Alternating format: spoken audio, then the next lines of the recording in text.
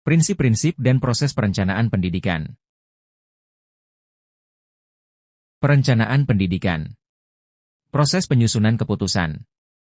Perencanaan pendidikan melibatkan proses penyusunan berbagai keputusan tentang kegiatan yang akan dilakukan di masa depan. Mencapai tujuan pendidikan. Proses perencanaan pendidikan dilakukan dalam rangka mencapai tujuan pendidikan yang telah ditetapkan sebelumnya. Kegiatan di masa depan. Perencanaan pendidikan berfokus pada kegiatan yang akan dilakukan di masa depan, bukan pada kegiatan saat ini atau yang telah dilakukan. Perencanaan pendidikan merupakan proses penting dalam mencapai tujuan pendidikan yang telah ditetapkan, dengan mempertimbangkan berbagai keputusan tentang kegiatan yang akan dilakukan di masa depan.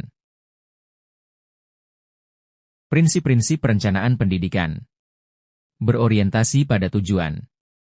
Perencanaan pendidikan harus diarahkan pada pencapaian tujuan pendidikan yang telah ditetapkan, baik tujuan jangka pendek maupun jangka panjang. Sesuai dengan kebutuhan. Perencanaan pendidikan harus disusun berdasarkan analisis kebutuhan peserta didik, masyarakat, dan kebutuhan pembangunan.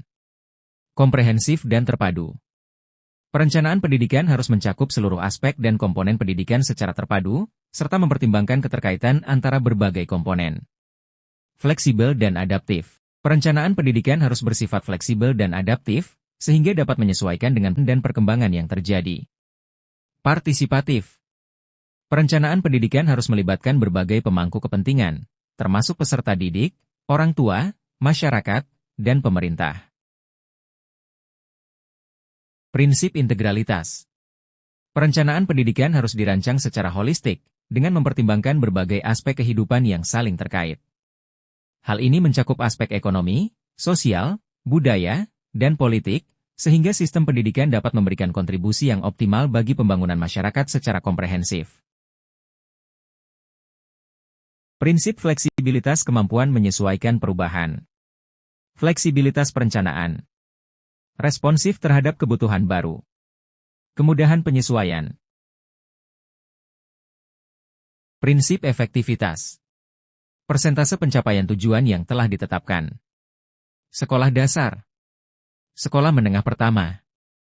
Sekolah menengah atas. Perguruan tinggi.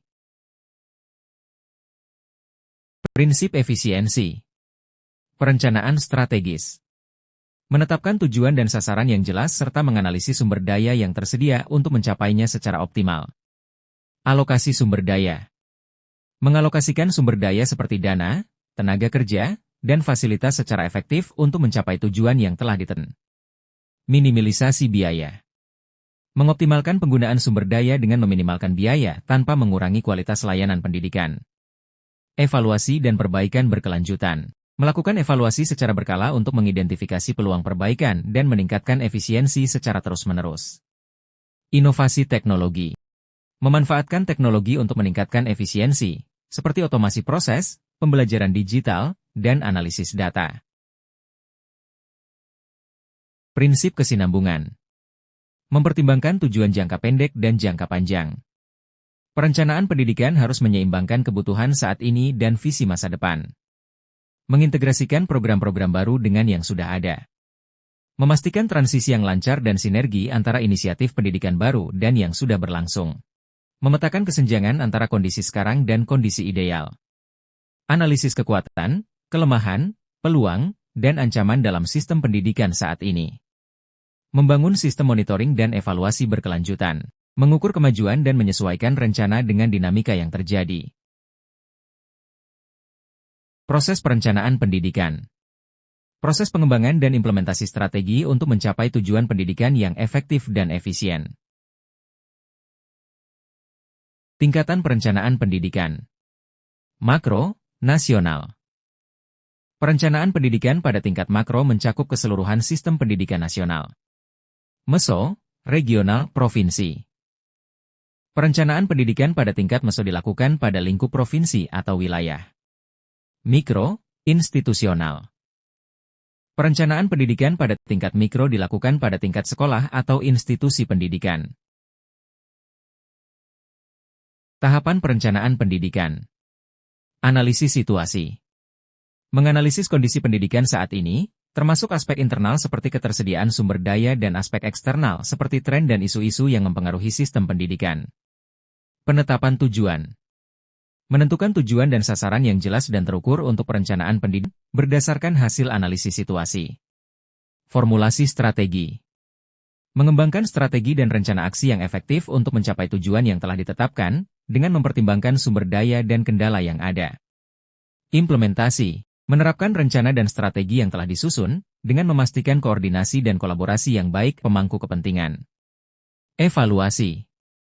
Melakukan penilaian dan monitoring terhadap pelaksanaan rencana, untuk mengidentifikasi keberhasilan, tantangan, dan peluang perbaikan di masa mendatang. Faktor-faktor yang mempengaruhi perencanaan pendidikan. Faktor sosial. Faktor sosial mencakup struktur masyarakat, status sosial, norma-norma, dan nilai-nilai yang berlaku di masyarakat. Hal ini mempengaruhi kebutuhan dan aspirasi pendidikan masyarakat. Faktor ekonomi. Faktor ekonomi tingkat pendapatan masyarakat, biaya pendidikan, dan alokasi anggaran pemerintah untuk sektor pendidikan. Hal ini mempengaruhi akses dan kualitas pendidikan. Faktor politik. Faktor politik mencakup kebijakan pemerintah, stabilitas politik, dan ideologi yang dianut. Hal ini mempengaruhi arah dan prioritas pembangunan pendidikan. Faktor teknologi. Faktor teknologi mencakup kemajuan teknologi informasi dan komunikasi, serta penggunaannya dalam proses pembelajaran. Hal ini mempengaruhi metode dan media pembelajaran. Faktor budaya. Faktor budaya mencakup nilai-nilai, tradisi, dan kepercayaan yang dianut masyarakat. Hal ini mempengaruhi kurikulum, materi pembelajaran, dan interaksi antara guru dan siswa. Pendekatan dalam perencanaan pendidikan. Pendekatan berbasis kebutuhan. Fokus pada mengidentifikasi dan memenuhi kebutuhan pendidikan masyarakat untuk mencapai tujuan pembelajaran yang efektif. Pendekatan berbasis sistem. Memandang sistem pendidikan sebagai satu kesatuan yang terdiri dari berbagai komponen yang saling terkait untuk mencapai tujuan pendidikan secara menyeluruh. Pendekatan berbasis masalah. Mengidentifikasi dan memecahkan masalah-masalah pendidikan secara sistematis untuk meningkatkan kualitas dan efektivitas sistem pendidikan. Ketiga pendekatan ini membantu merencanakan dan mengembangkan sistem pendidikan yang sesuai dengan kebutuhan, sistem, dan permasalahan yang ada untuk mencapai tujuan pendidikan yang efektif.